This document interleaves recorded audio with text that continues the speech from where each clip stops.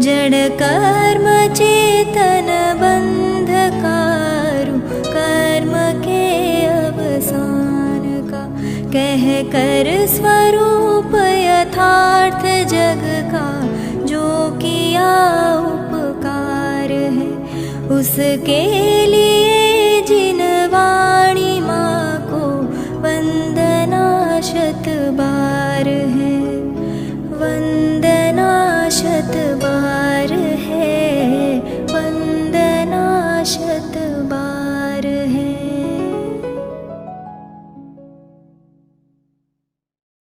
सिद्धेभ्यः वंदितु सर्वसिद्धे धुवमचलमणोवमं गदिं पत्ते वोच्छामि समयपाउड मिन्नमो सुद केवली भणिनं नमः समय साराय स्वानुभूत्या चकासते चित्स्वभावाय भावाय सर्वभावान्तरच्छिदे अनन्तधर्मणस्तत्त्वं पश्यन्ति प्रत्यगात्मनः अनेकान्तमयी मूर्तिर्नित्यमेव प्रकाशता।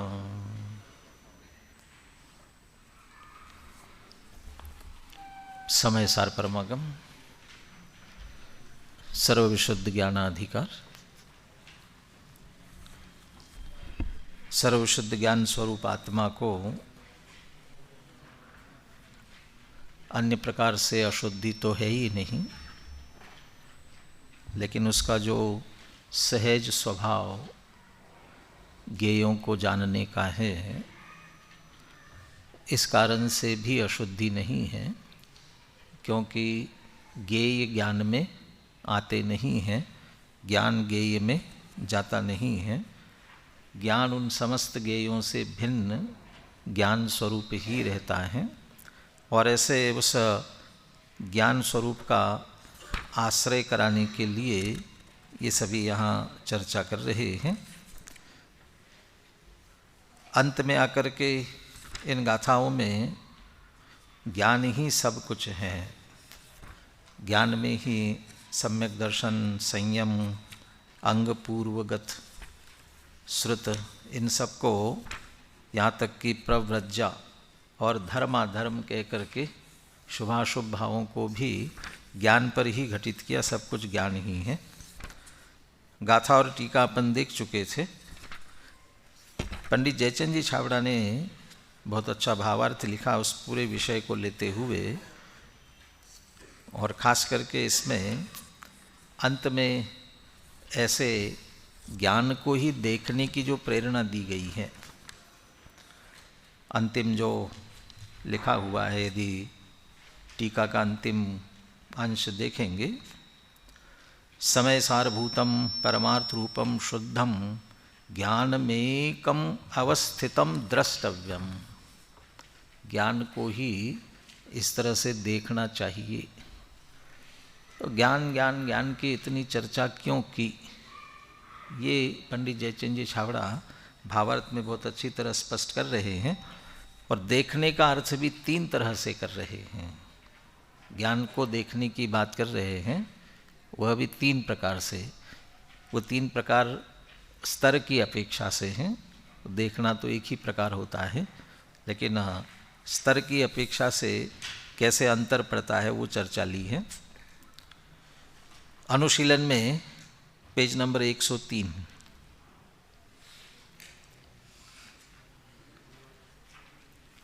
गाथा और आत्मख्याति टीका के अभिप्राय को पंडित जयचंद जी छाबड़ा भावार्थ में विस्तार से इस प्रकार स्पष्ट करते हैं। यहाँ ज्ञान को समस्त परद्रव्यों से भिन्न और अपनी पर्यायों से अभिन्न बताया है।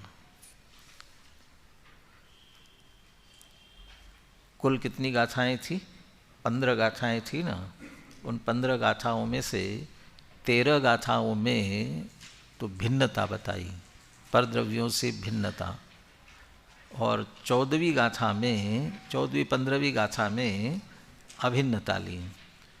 14वीं गाथा में ज्ञान से आत्मा की अभिन्नता ली, और 15वीं गाथा, 15वीं माने कुल 15 थी इसलिए 15वीं कह रहे हैं अपन, 15वीं नहीं 404 नंबर तक गाथाएँ थी ना, हाँ, तो 404 नंबर की गाथा, उसमें पर्यायों से सम्यक दर्शन, सम्यक ज्ञान, सम्यक चारित्री समझ लीजिए, उन सब पर्यायों से भी यहाँ तक कि शुभाशुभ धर्माधर्म कह कर की, यानी विकारी अविकारी पर्यायों से अभिन्न कहा है। तो ज्ञान को समस्त परद्रव्यों से भिन्न अपनी पर्यायों से, तो पर्याय में गुण भेद भी आ जाते हैं, अभिन्न बताया है। इसलिए अतिव्याप्ति और अव्याप्ति नामक लक्षण दोष दूर हो गए। कैसे दूर हो गए बता रहे, वे स्वयं ही बता रहे हैं। आत्मा का लक्षण उपयोग है, उपयोग में ज्ञान प्रधान है। उपयोग में ज्ञान प्रधान है माने क्यों? क्योंकि उपयोग में कितने गुण आते हैं, कौन कौन से? ज्ञान और दर्शन दोनों गुण हैं, ज्ञानोपयोग दर्शनोपयोग। ज्ञान और दर्शन दोनों है, लेकिन उसमें से भी ज्ञान प्रधान है। अब ज्ञान प्रधान क्यों कर रहे हो? पहले तो आत्मा के और बहुत सारी विशेषताओं में से गुण, धर्म, शक्तियाँ, स्वभाव, उन सब में से उपयोग कोई लक्षण बनाया, और उस उपयोग में भी ज्ञान को प्रदान कर रहे हो। वो ज्ञान क्यों प्रधान है? उपयोग में ज्ञान प्रधान है, वह अन्य अचेतन द्रव्यों में नहीं है। अभी तो अव्याप्ति अतिव्याप्ति क्यों नहीं, वो पहले बात कर रहे हैं, फिर प्रधानता की बात फिर करेंगे। वह अन्य अचेतन द्रव्यों में नहीं है, इसलिए वह अतिव्याप्ति वाला नहीं है, और अपनी सर्व अवस्थाओं में है, इसलिए अव्याप्ति वाला नहीं है। बताइए कौन सा परद्रव्य है जिसमें ज्ञान है? यहाँ समस्त जीव को एक तरफ ले लिया है, बाकी अचेतन सब द्रव्यों को एक तरफ लिया, तो किसी में भी ज्ञान नहीं है, इसलिए अतिव्याप्ति नहीं है। और जीव की जितनी पर्यायें हैं वे सब चैतन्यमय हैं। एक तो एक गुण का रूप सर्व गुणों में होता है, ये परस्पर गुणों का इसी प्रकार का आपस का संबंध है। एक गुण का रूप सर्व गुणों में होगा निश्चित रूप से। तो ज्ञान का रूप भी जीव के सर्व द्रव्यों में है।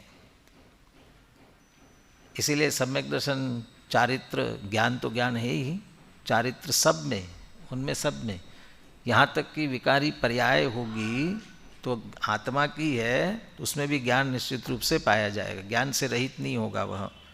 इसलिए कह रहे हैं कि कोई भी पर्याय रहित नहीं है, इसलिए अव्याप्ति भी नहीं है। आत्मा के सर्व गुण पर्याय में अच्छी तरह से व्याप रहा है, इसलिए अव्याप्ति दोष नहीं है, और बाहर नहीं जा रहा है, इसलिए अतिव्याप्ति भी नहीं है। अब ज्ञान प्रदान क्यों कर रहे हैं? यहाँ ज्ञान को ही प्रदान करके आत्मा का अधिकार है। अधिकार है का मतलब क्या? ज्ञान को ही आत्मा में रहने का अधिकार है, और किसी को नहीं है।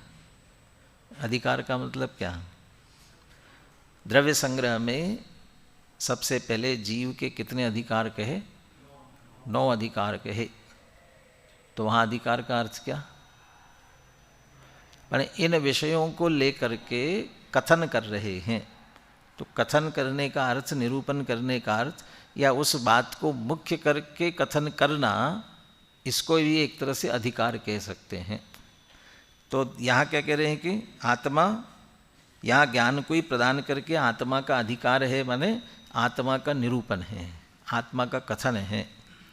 जो कुछ है कथन आत्मा का ज्ञान की तरफ से कर रहे हैं, ज्ञान को मुख्य करके कर रहे हैं। क्यों कर रहे हैं? क्योंकि ज्ञान लक्षण से ही आत्मा सर्व परद्रव्यों से भिन्न अनुभव गोचर होता है। लक्षण है ये, और लक्षण से उसकी भिन्नता पहचानी जाती है। ये बात पुनः परिशिष्ट में फिर से इस बात को लेने वाले हैं। लक्षण प्रसिद्ध होना चाहिए, प्रसिद्ध से लक्ष्य प्रसाद्य सिद्ध होगा। यदि लक्षण ही सिद्ध प्रसिद्ध नहीं होगा तो लक्ष्य पकड़ में नहीं आ सकेगा। जानना जानना जानना, सुख दुख के इसलिए धर्म अधर्म भी पकड़े, सुख दुख का संचेतन, दुख के संचेतन में भी ज्ञान प्रकट रूप से व्यक्त ख्याल में आ रहा है, इसलिए वह बराबर अनुभव गोचर होता है और इससे वह सर्व प्रद्रव्यों से भिन्न ख्याल में आता है। यद्यपि आत्मा में अनंत धर्म है, तथापि उनमें से कितने ही तो छद्मस्त्व के अनुभव गोचर ही नहीं है। गिनाओ अनंत कौन कौन से हैं।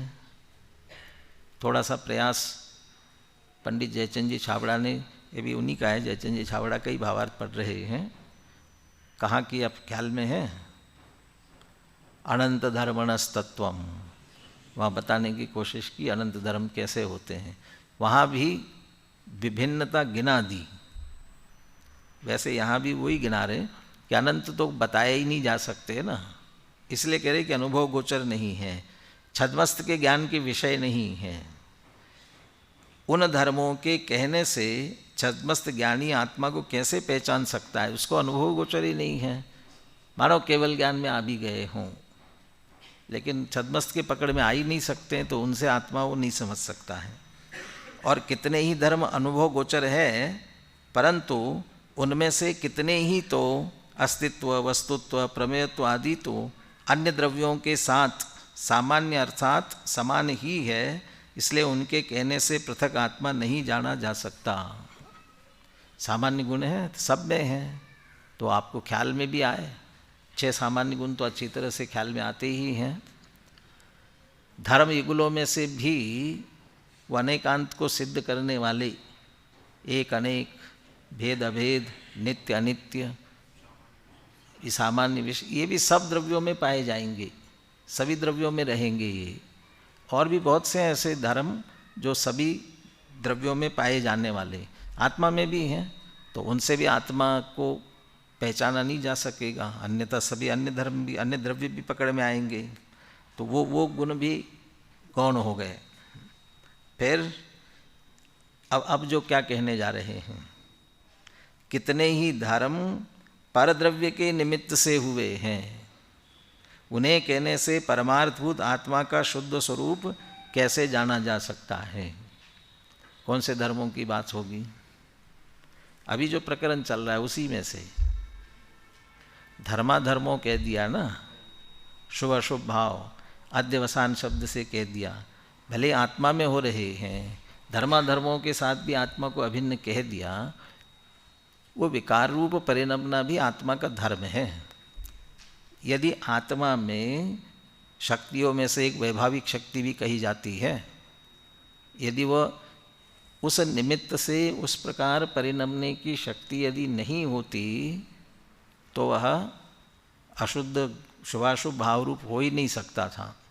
तो उस रूप हुआ, ये भी उसका एक तरह से अशुद्धता वाला अपना धर्म है, उसका एक स्वभाव है, इस तरह से विपरीत होने का उसका स्वभाव है। अग्नि के संयोग में आने पर पानी में उष्ण होने की योग्यता नहीं होती उसमें अपने में, इसलिए जब उपादान की तरफ से बात करते हैं ना, तो पानी गर्म हुआ, किस कारण से हुआ? अग्नि से, उसमें उपादानगत योग्यता है। कैसी उपादानगत योग्यता है? उपादानगत योग्यता है तो गर्म हो जाए, ऐसी उपादानगत योग्यता पड़ी है कि अग्नि के संयोग में आने पर गर्म होना, ऐसा ही उसके समझ लो, वो भी एक वैभाविक धर्म इस तरह का पड़ा हुआ है। उसी तरह से आकाश भी अग्नि के संयोग में आता है, धर्म अधर्म द्रव्य भी अग्नि के संयोग में आते हैं, तो क्या फर्क पड़ता है उन्हें? उनमें ये स्वभाव नहीं पड़ा है। पर का निमित्तपना जैसे जीव को मिल रहा है, तो पर के निमित्त से विभाव अर्थ पर्याय जीव द्रव्य में हो रही है, ऐसा ही निमित्तपना धर्म अधर्म आकाश काल बाकी द्रव्यों के लिए भी तो है, लेकिन उनमें उस तरह का धर्म ही नहीं है कि उसके निमित्त से विकार रूप परिणम सके, इसलिए विभाव अर्थ पर्याय उनकी होती नहीं है, तो धर्म नहीं उनमें। और जीव में इस प्रकार के धर्म, यदि उन धर्मों को लेकर के जीव की पहचान करने जाएंगे तो ये तो अपन स्वयं ही विकारी हैं, वो जीव के यथार्थ स्वरूप को नहीं बता सकेंगे। इसलिए उनके निमित्त से भी जीव को नहीं पहचाना, उन धर्मों के निमित्त से भी नहीं पहचाना जा सकता। इसलिए ज्ञान के कहने से ही छद्मस्त ज्ञानी आत्मा को पहचान सकता है। जिन जिन को भी हम जिन लक्षणों से पहचानते हैं ना, उनको भी आप देखोगे उसके अलावा और बहुत सारी विशेषताएं उनमें है, लेकिन उसकी सीधी पहचान वही बनती है। बर्फ़ कैसा है तो ठंडे पने से ही आप उसे पहचानेंगे, ठंडा है। बाकी कठोर भी है, सफ़ेद सा दिख रहा है ना, वजन भी होगा, बाकी और भी विशेषताएं हो सकती है उसमें, लेकिन सीधी सीधी एक पहचान जिससे हो रही है। अग्नि की उष्णता के अलावा भी और धर्म है, तो कह रहे बाकी के धर्म औरों में भी पाए जाएंगे, ये उष्णता और में नहीं। ऐसे ज्ञान आत्मा का ऐसा धर्म है जो अन्यत्र नहीं है और आत्मा में बराबर घटित होता है, उससे पहचान होती है, इसलिए उसको मुख्य किया जा रहा है। आगे देखिए, यहाँ ज्ञान को आत्मा का लक्षण कहा है। इतना ही नहीं, किंतु ज्ञान को ही आत्मा का, केवल आत्मा का लक्षण नहीं, वो आत्मा ही है। क्योंकि अभेद विवक्षा में गुण गुणी का अभेद होने से ज्ञान है सो आत्मा है। तो अभेद विवक्षा ले ली, अभेद विवक्षा में चाहे ज्ञान कहे या आत्मा, कोई विरोध नहीं है। इसलिए यहाँ ज्ञान कहने से आत्मा ही समझना चाहिए। तो जितनी गाथाओं में ये कहा ज्ञान अन्य, अरुशास्त्र अन्य, ज्ञान अन्य, गंध अन्य, वहाँ सब जगह समझ लेना ज्ञान अन्य कह रहे माने आत्मा अन्य है। और अभी बार बार प्रेरणा दे रहे हैं ज्ञान का ही अनुभव करो, ज्ञान चेतना, ज्ञान संचेतन, ये जितना कह रहे हैं वो अकेले एक गुण का अनुभव करने की बात नहीं कर रहे हैं। वो ज्ञान माने पूरा आत्मा है, अभेद विवक्षा से पूरा आत्मा लेना है। तो ज्ञान क्यों कहते हो, तो ये कह रहे हैं कि वो प्रधान है, वो मुख्य है, वो लक्षण है, इसलिए उसे हम मुख्य कर रहे हैं। टीका के अंत में यह कहा गया है कि जो अपने में अनादि अज्ञान से, ये वहाँ गाथाओं की चर्चा टीका में पूरी होने के बाद ये विशेष बात लिखी है, तो जयचंद जी छाबड़ा भी उसे और पुनः विशेष रूप से उद्धृत कर रहे हैं।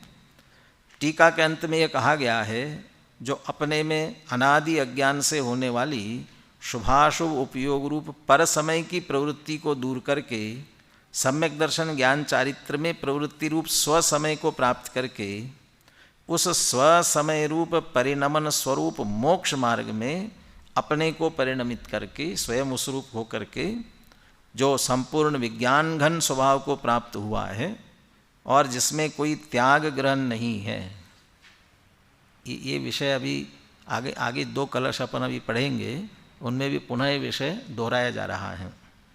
कोई त्याग ग्रहण नहीं है, ऐसे साक्षात समयसार स्वरूप परमार्थभूत निश्चल रहे हुए शुद्ध पूर्ण ज्ञान को देखना चाहिए। अभी अपन फिर से पढ़ा था ना ऊपर, परमार्थभूतम शुद्धम ज्ञानमेव द्रष्टव्यम, ज्ञान ही देखना चाहिए, वो पूर्ण ज्ञान को देखना चाहिए। और पूर्ण ज्ञान को देखना चाहिए मैंने आत्मा को, क्योंकि ज्ञान और आत्मा अभेद ही है, आत्मा के अर्थ में ही ज्ञान का प्रयोग कर रहे हैं। यहाँ ज्ञान के अधिकार शब्द का भी प्रयोग किया ना, क्या वाक्य लिखा पीछे, यहाँ ज्ञान को ही प्रदान करके आत्मा का अधिकार है, मैंने आत्मा का निरूपण ज्ञान की मुख्यता से ही किया जा रहा है। इसीलिए ये भी अमृतचंद्र आचार्य ही की चर्चा है सभी, लेकिन परिशिष्ट में इस बात को उठा करके फिर से लिखा कि पूरे ग्रंथ में ज्ञान को प्रदान किया है, लेकिन उसे ज्ञान मात्र मत समझ लेना, एकांत मत समझ लेना। वो ज्ञान जैसे अनंत गुणों युक्त अनेकांत स्वरूप आत्मा है। और फिर उसके में से वो 47 शक्तियों वगैरह की भी चर्चा और आगे ले ली। अब ये जो कह रहे हैं कि पूर्ण ज्ञान को देखना चाहिए, अब वो देखना, यहाँ देखना 3 प्रकार से समझना चाहिए। देखिए कैसा देखना। पहला, शुद्ध नए का ज्ञान करके पूर्ण ज्ञान का श्रद्धान करना, सो प्रथम प्रकार का देखना है। शुद्ध नए का ज्ञान करके और जब शुद्ध नए से आत्मा को देखेंगे तो अभी जो बात कही ना, दो कार्य उसमें होंगे। एक पर की भिन्नता और स्व से अभिन्नता, ये दोनों सहज ही शुद्ध नए के माध्यम से घटित होंगे।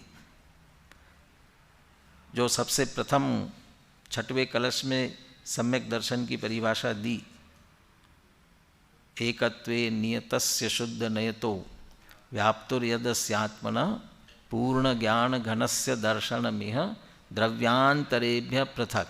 तो द्रव्यांतरेभ्य पृथक और एकत्वे नियतस्य, पर द्रव्यों से भिन्न और व्याप्तु अनंत गुणों में व्याप्त, और फिर उसे एकत्व में ले जाना, ये शुद्ध नए का ये कार्य है। पर से भिन्न करेगा और अपने में अभिन्न स्थापित करेगा। ऐसा पूर्ण ज्ञान का श्रद्धान करना, पूर्ण ज्ञान का श्रद्धान करना अर्थात मैं ज्ञान स्वरूप ही हूँ, ज्ञान स्वरूप हूँ, ज्ञान के लक्षण से लक्षित ऐसा मैं शुद्ध आत्मा हूँ। तो पर द्रव्यनते भिन्न आप में रुचि सम्यक तो भला है, ये जिसने किया है उसका वो प्रथम प्रकार का देखना है। पूर्ण ज्ञान का श्रद्धान करना, यही मैं हूँ।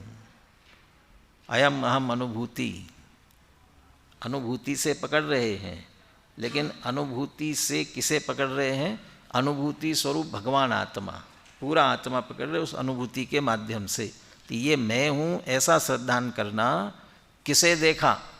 ज्ञान को देखा, ये पहला देखना है। और कहाँ होता है ऐसा देखना? कहाँ होता है? वह अविरत आदि अवस्था में भी होता है। अविरत आदि अवस्था में क्यों कह रहे हैं? अगला स्टेप पढ़ेंगे तब अपने को ख्याल में आएगा आदि से कहाँ तक लगाना है उसे।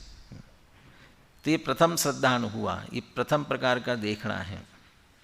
दूसरा, ज्ञान श्रद्धान होने के बाद बाह्य सर्व परिग्रह का त्याग करके उसका अभ्यास करना, उपयोग को ज्ञान में स्थिर करना। जैसा शुद्ध नए से अपने स्वरूप को सिद्ध समान जाना श्रद्धान किया था, वैसा ही ध्यान में लेकर चित्त को एकाग्र स्थिर करना, पुनः पुनः उसी का अभ्यास करना, सो दूसरे प्रकार का देखना है। अब यहाँ जब पहला ही शब्द दे दिया, ज्ञान श्रद्धान होने के बाद बाह्य सर्व परिग्रह का त्याग करके, तो कौन सी भूमिका आ गई? बाह्य सर्व परिग्रह का त्याग किया तो कौन सी भूमिका आ गई? अरे कौन सी भूमिका आई? मुनिराज की भूमिका आ गई ना। अब मुनिराज की भूमिका भी दो गुणस्थानों की है, प्रमत्त और अप्रमत्त। अब इस अप्रमत्तता की तरफ ले जाना चाहते हैं। क्या करना? जो पूर्ण ज्ञान का श्रद्धान किया था ना, अब उसी का अभ्यास करना, उपयोग को उसमें स्थिर करना। जैसा शुद्ध ने से स्वरूप को सिद्ध समान जाना श्रद्धान किया था, वैसा ही ध्यान में लेकर चित्त को एकाग्र स्थिर करना, पुनः पुनः उसी का अभ्यास करना। तो ये कार्य क्या बिना सर्व परिग्रह का त्याग किए नहीं हो सकता?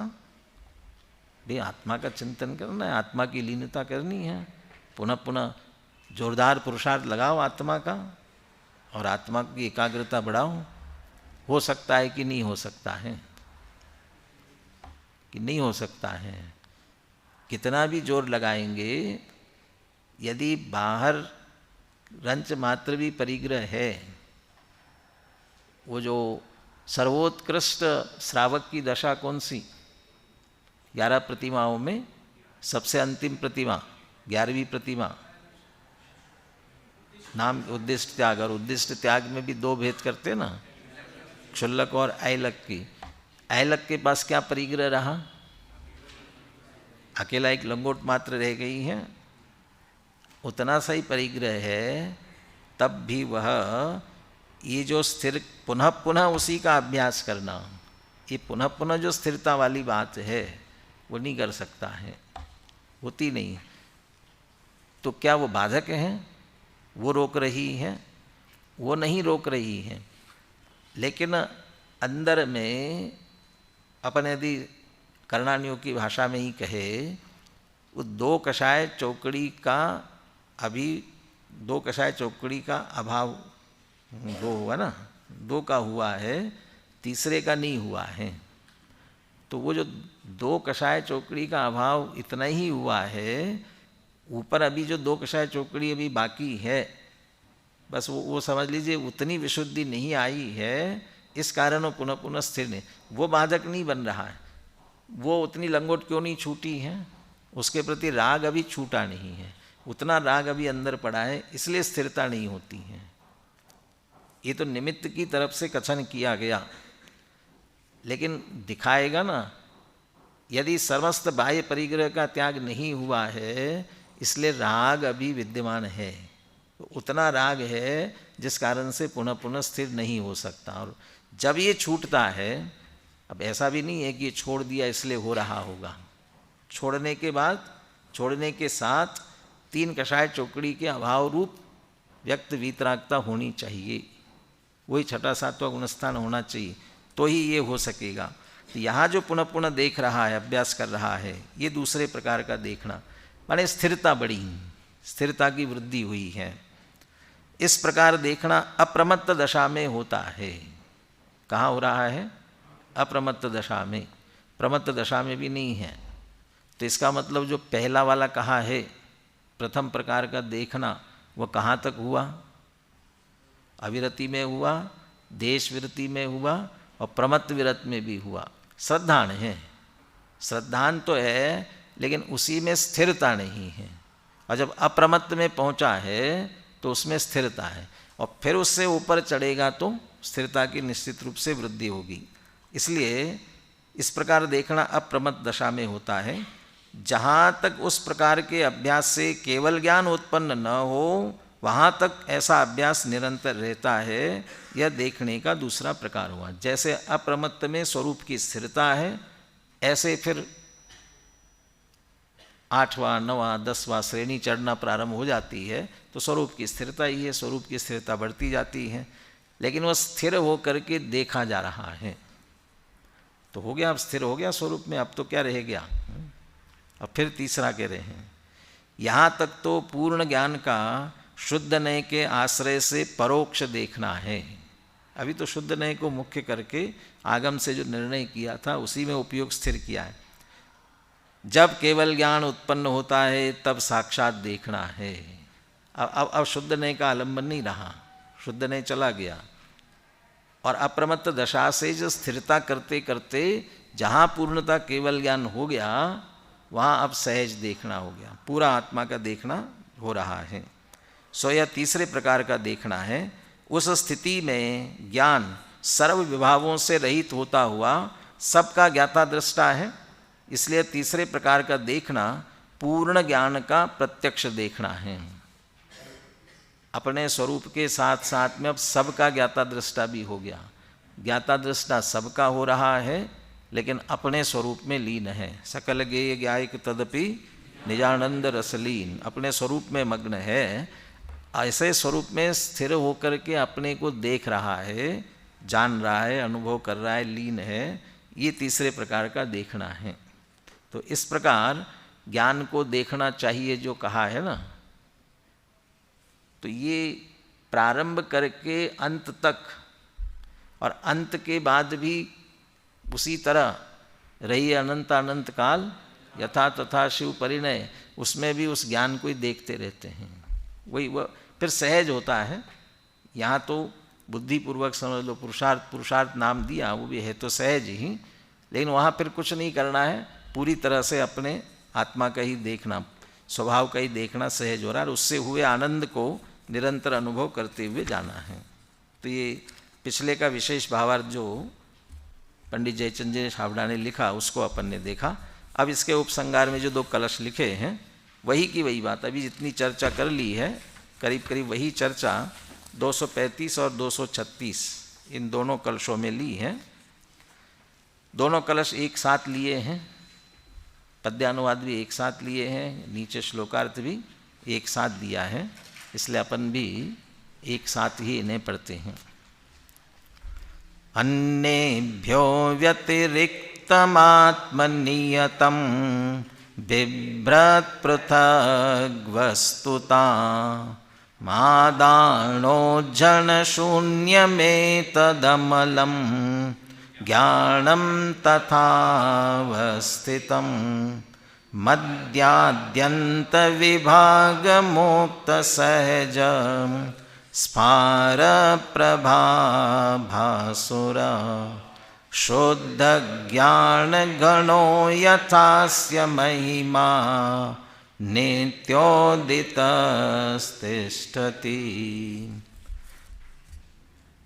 उन्मुक्तमुन्मोचमशेषतस्तथात्मादेयमशेषतस्तत् यदात्मनः संरतसर्वशक्ते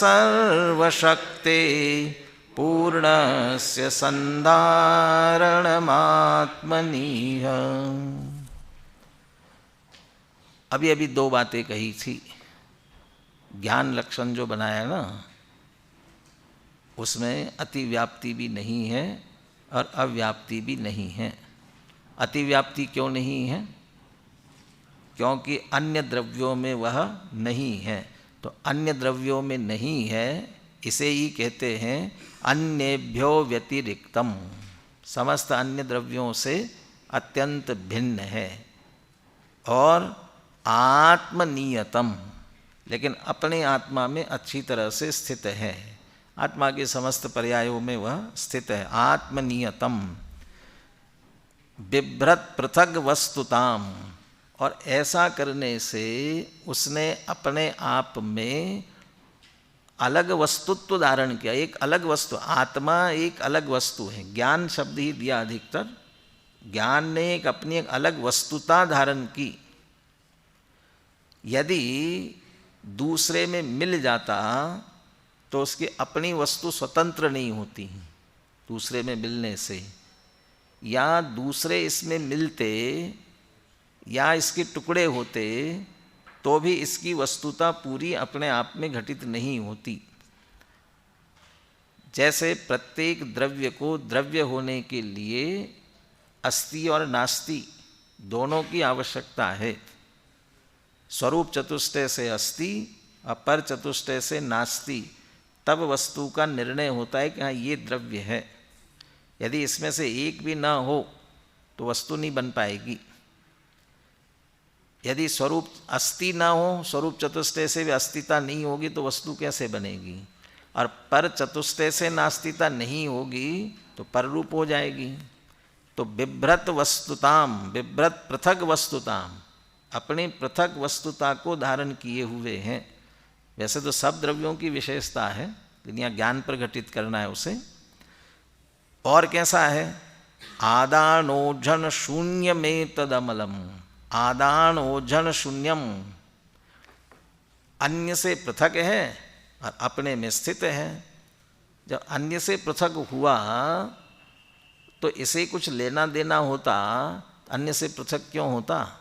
उनमें लगा रहता ना, कुछ लेना देना नहीं है उससे, तो उससे कुछ लेना नहीं है, इसलिए वह अपने आप में आदानोजन, आदान शून्य, आदान ग्रहण करने से शून्य है, और उज्जन अपने स्वरूप में स्थित हो गया। कुछ अधिक हो तो निकाल दे, लेकिन कुछ अधिक नहीं है। जो अधिक है वह अपने आप ही चला गया। जो पर के लक्ष्य से, पर के आश्रय से हो रहा था रागादि विकारी भाव, वो सहज चले गए। वो अभी अगले कलश में भी कहेंगे। तो ये त्यागोपादान शून्यत्व है। अब न कुछ ग्रहण करना है न कुछ छोड़ना है, उससे रहित आदानोजन शून्यम एतद अमलम, निर्मल है, न कुछ आया न कुछ गया, जैसा है वैसा, इसलिए निर्मल। ज्ञानम, वह ज्ञान तथा अवस्थितम, उस प्रकार से स्थित है। उस प्रकार ये अवस्थित जो है ना, अपने ज्ञान में, अपने श्रद्धा में देखने की बात कर रहे थे ना। अवस्थितम माने ऐसे स्वरूप में वह स्थिर है। कैसे? तथा ज्ञानम अवस्थितम, अब उसकी विशेषता बता रहे हैं। जैसा ये ज्ञान है उस ज्ञान में ये स्थिर है। कैसा? मद्याद्यंत विभाग मुक्त सहज स्फार प्रभाभासुर, सहज ही विस्तार को प्राप्त, जिसका तेज और तेज से जो प्रकाशमान है, सहज स्फार प्रभा भासुर, ज्ञान सहज जान रहा है, जानने रूप उसका तेज, और उस तेज से वह प्रकाशमान है। भासुर प्रभा भासुर, तेज प्रभा से भासुर प्रकाशमान है, और स्फार विस्तार, तो जान रहा है ना, सारे लोकालोक को जानने की सामर्थ्य वाला है। इसलिए कब से कब तक है वह, तो उसे कह रहे हैं कि मध्य पहले ले लिया, लेकिन आदि पहले कहना पड़ेगा। आदि मध्यांत विमुक्तम आत्मस्वभावम परभाव भिन्नम आपूर्ण माद्यंत विमुक्तमेकम, वहाँ भी कह दिया ना शुद्ध नय के विषय में। ते मध्याद्यंत विभाग मुक्त, न उसका आप मध्य कह सकते हो, न उसकी आदि कह सकते हो, न अंत कह सकते हो। त्रिकाल ज्ञान स्वरूप है ना, जब त्रिकाल है तो त्रिकाल का आदि कहाँ से पकड़ोगे, अंत कहाँ पकड़ोगे? और जब आदि अंत नहीं है तो मध्य कहाँ से लाओगे? मध्य कैसे आ सकता है? तो मध्याद्यंत विभाग मुक्त, ऐसा जिसका तेज है निरंतर फैलने वाला, सहज स्फार प्रभाभासुर, शुद्ध ज्ञान घणो यथा अस्य महिमा, शुद्ध ज्ञान घन ऐसी जिसकी महिमा है, नित्योदितस्तिष्ठति, नित्य उदय रूप स्थिर है, यथा जैसा ऐसे स्वभाव पूर्वक शुद्ध ज्ञान घनः तिष्ठति स्वरूप में है, तथा अवस्थितम उस प्रकार से अनुभव में आया। तो ज्ञान मध्यांत आदि मध्यांत से रहित, सदैव ज्ञान रूप से प्रभासमान ज्ञान शक्ति से प्रकाशित होने वाला शुद्ध ज्ञान घन रूप जिसकी महिमा है, नित्य उदय रूप है। ज्ञान किसी भी समय सुप्त नहीं हुआ, आप सो जाओगे लेकिन आपका ज्ञान नहीं सोने वाला है। क्या करता है ज्ञान? उस समय भी जानता रहता है, जागृत रहता है। जो सपने आप देखते हो काय में देख रहे हैं, और साथ में जितना जो कुछ भी आपका स्टॉक है ना, उसको भी बराबर संभाल रहा है। कौन सा स्टॉक? जो धारणा में है आपके, तो धारणा में है, उसको धारणा रूप से बराबर, वो धारणा में जो है दो बातें क्या, लब्धि और उपयोग। तो लब्धि में जितना है वो व्यक्त है कि माने प्रगट पर्याय में है कि शक्ति रूप से है लब्धि वाला? अरे व्यक्त हुआ है, शक्ति तो सर्वज्ञत्व शक्ति वाली है। तो जितनी अभी व्यक्त, भले हम उपयोग नहीं कर रहे अमल, तो वो भी बराबर ज्ञान संभाल रहा है उस समय। आप तो सो गए तो भूल गए कि नहीं, जितना वो धारणा में है वो बराबर धारणा में पड़ा रहता। इसीलिए तो जगने के बाद में जितना कंठस्थ था तत्काल पूछा जाए, कंठस्थ है, कल जितना पाठ हुआ था आज उठ करके सुबह आकर के पढ़ोगे तो उससे आगे पढ़ लेते ना। वो बराबर नित्योदितस्तिष्ठति, नित्य उदय रूप बराबर स्थित है, तथा अवस्थितम उस प्रकार से वह अनुभव में आता है। वह भी सब, और वह ज्ञान वह परद्रव्यों से भिन्नता, अपने से अभिन्नता, अपनी परिपूर्णता होने से कुछ ग्रहण नहीं करना है, कुछ छोड़ना नहीं है, इस तरह से निरंतर वह अनुभव में आता है। ऐसा आत्मा, अब यहाँ 236 की दूसरी पंक्ति पहले लेना अर्ज करने में, यद आत्मना संहृत सर्वशक्ते पूर्णस्य संधारणम आत्मनीह, यत जो पूर्णस्य आत्मनः पूर्ण आत्मा का संहृत सर्वशक्ति, सारी शक्ति को संग्रहित करके, कैसे संग्रहित करना सारी शक्ति को? है तो आत्मा में ही ना, तो क्या संग्रहित करना है तो आत्मा में। लेकिन अभी हम पर को जान रहे हैं, पर को देख रहे हैं, पर में लीन हो रहे हैं, उसी में से सुख खोजने की कोशिश कर रहे हैं, तो हमारा ज्ञान कहीं लगा है, श्रद्धा कहीं लगी है। माने श्रद्धा ज्ञान चारित्र का परिणमन बाहर की ओर जा रहा है निरंतर, और इसीलिए वीर पुरुषार्थ भी उसी तरफ जा रहा है।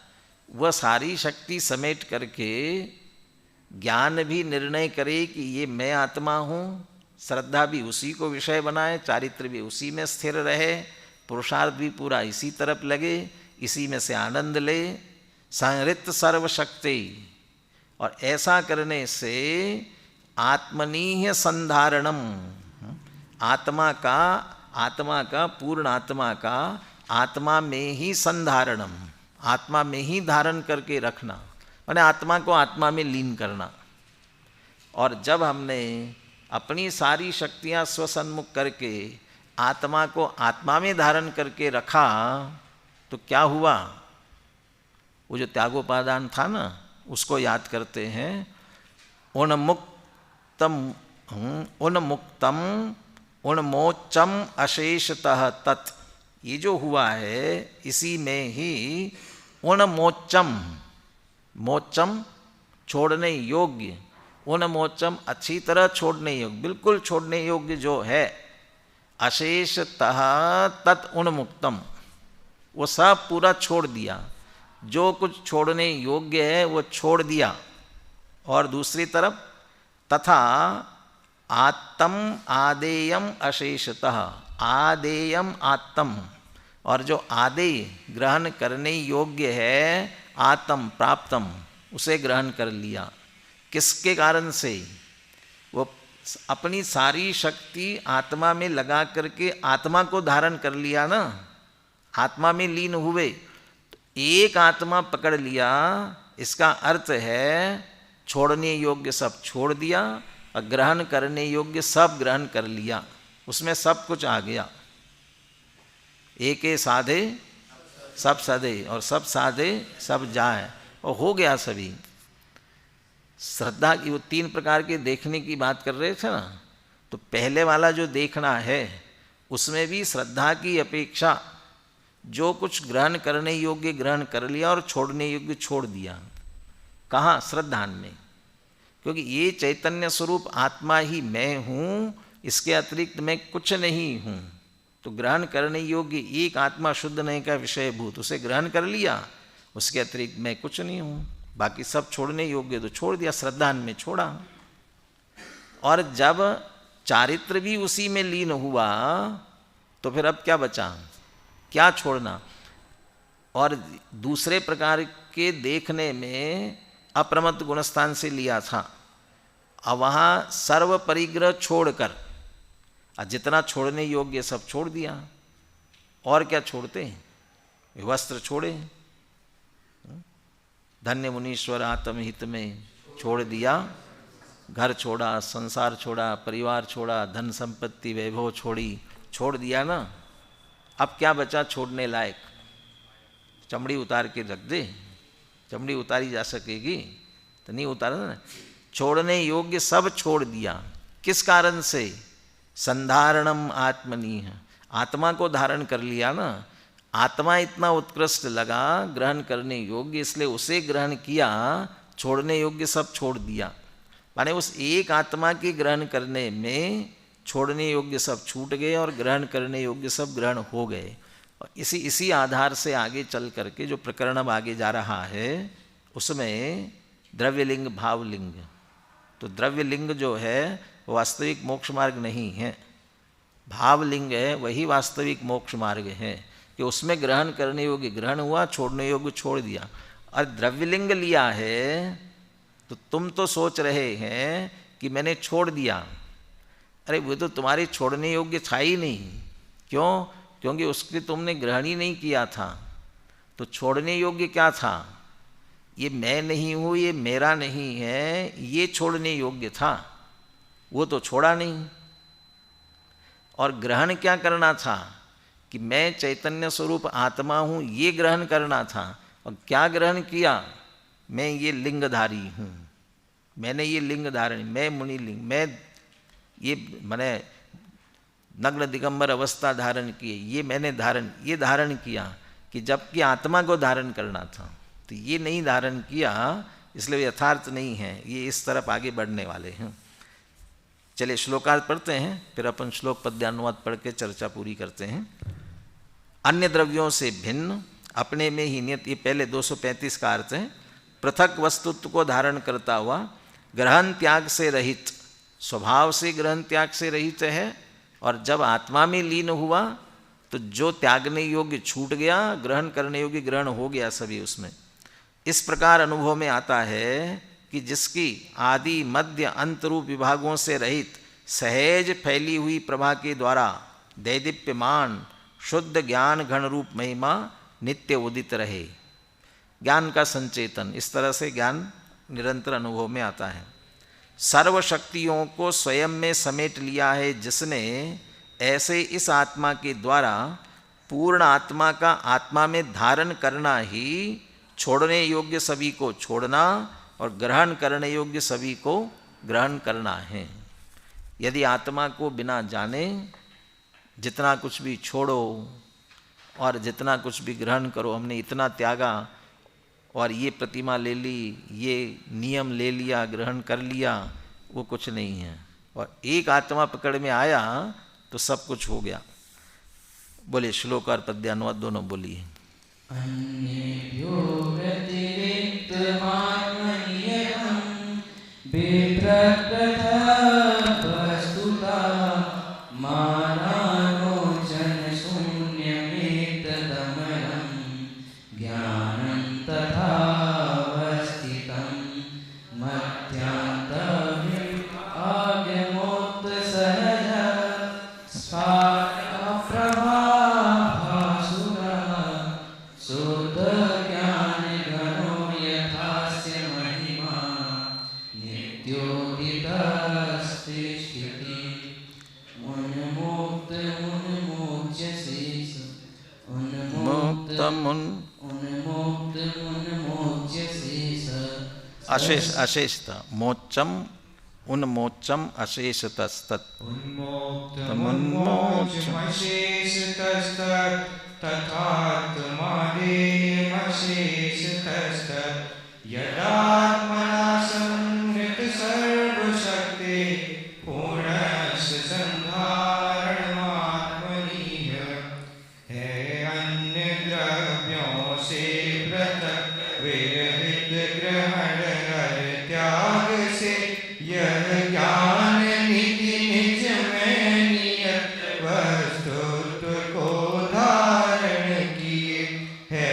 आदि अंत विभाग विरहित स्फुरित आनंद घन हो सहज महिमा प्रभाभास्वर शुद्ध अनुपम ज्ञान घन जिसने समेटा स्वयं ही सब शक्तियों को स्वयं में सब ओर से धारण किया हो। स्वयं को ही स्वयं में मानोरी ने त्यागने के योग्य जो वर तज दिया, और जो ग्रहण के योग्य वर सब भी उन्हीं ने पा लिया। यदि इस तरह से ज्ञान का अनुभव करते हैं तो कृतकृत्य जो कुछ करने योग्य है वह सब निश्चित रूप से संपन्न हो जाता है। अब आगे कहेंगे, यदि ज्ञान ही है हमारा स्वरूप और ज्ञान रूप आत्मा को ग्रहण कर लिया तो सब हो गया ना, तो फिर आहार चाहिए कि नहीं चाहिए, भोजन की ज़रूरत है कि नहीं है। अब भोजन की ज़रूरत, आहार की चर्चा आगे में लेंगे। और आहार ग्रहण नहीं करता है तो देह भी नहीं है, और देह नहीं है तो फिर लिंग किसका। और ऐसा करते करते द्रव्यलिंग से सीधे भावलिंग पर लेके चलेंगे। सहजान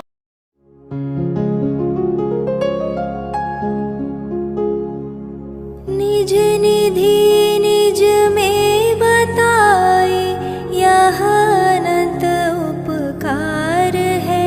उस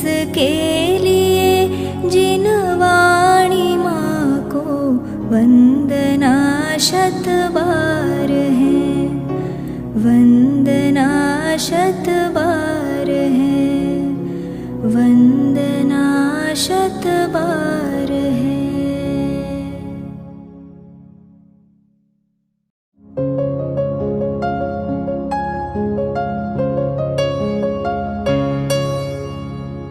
जिनवाणी भारती तो ही जपो दिन रैन, जो तेरी शरणा गहे सो पावे सुख चैन।